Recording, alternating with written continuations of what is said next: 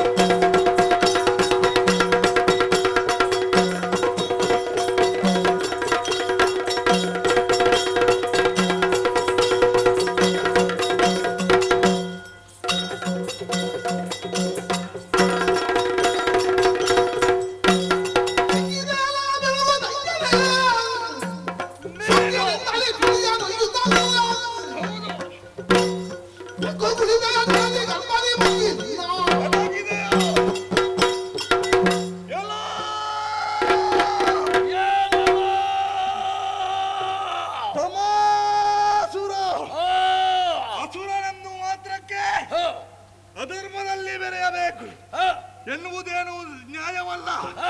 ಸತ್ಯ ಧರ್ಮವನ್ನು ಮಾಡುತ್ತಾ ಧರ್ಮಿಷ್ಠನಾಗಿ ನೀನು ಬದುಕಬಹುದಿತ್ತು. ಅದನ್ನು ಬಿಟ್ಟು ಪಂಚ ಮಹಾಪಾತಕಗಳನ್ನು ಮಾಡುವುದರ ಮೂಲಕವಾಗಿ ದೇವತೆಗಳನ್ನು ಬಗ್ಗು ಬಳಿದವು. ಈಗ ನೋಡಿದ್ರೆ ವೇದಗಳನ್ನು ಅಪಹರಿಸುವುದರ ಮೂಲಕವಾಗಿ ಸಮುದ್ರದ ಕೆಳಭಾಗದಲ್ಲಿ ಅಡಗಿ ಕುಳಿತಿರುವೆಯಾ? ಹೌದು. ನಿನ್ನನ್ನು ಕೊಲ್ಲುವುದಕ್ಕಾಗಿ ಭಕ್ಷ್ಯ ನಾನು ಬಂದಿದ್ದೇನೆ.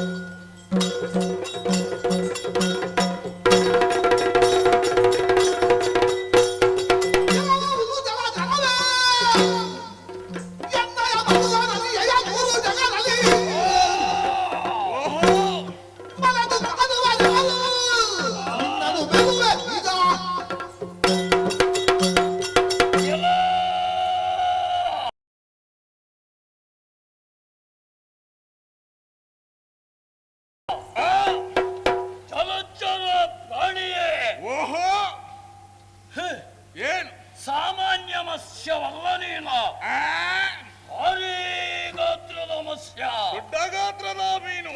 ಆದ್ರೂ ನನಗೆ ಸೋಜಿಗ ಗೊತ್ತಾಗುವುದು ಅಲ್ಲ. ಈ ತಮಾಸುರನನ್ನು ಭ್ರಷ್ಟಿಸುವುದಕ್ಕೆ ನೀನು ಮುಂದಾಗಿದ್ದೀಯಲ್ಲ. ಸಾಮಾನ್ಯ ಜಲಚರ ಪ್ರಾಣಿಯಾದ ನೀನು ನನ್ನನ್ನು ಭ್ರಷ್ಟ ಮಾಡಬೇಕು ಅಂತ ಇದ್ರೆ ನಿನಗೆಲ್ಲಿಯ ನೈತಿಕ ಬಲ ಎಲ್ಲ ಹಾಗೆ ಪ್ರಶ್ನೆ ಮಾಡುತ್ತದೆ. ಏನೇ ಇರ್ಲಿ, ನೀನು ನನ್ನಲ್ಲಿ ಮಾತಾಡಿದೆಯಲ್ಲ, ಹೌದು, ಕ್ಷಣದಲ್ಲಿ ಚೆಂದು ಮುಗಿಸೇನ.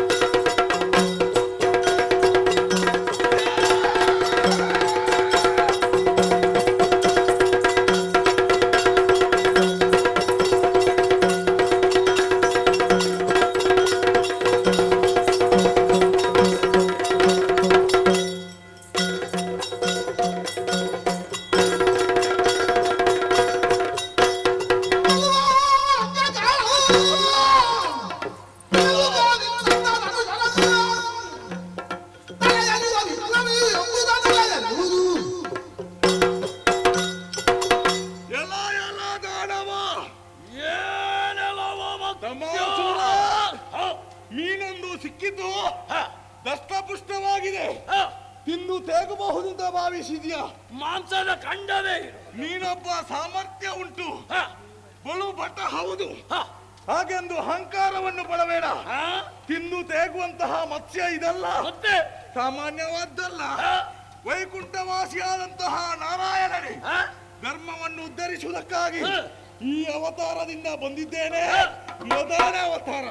ಬಿಡು, ಬಿಡು, ಬಿಡು.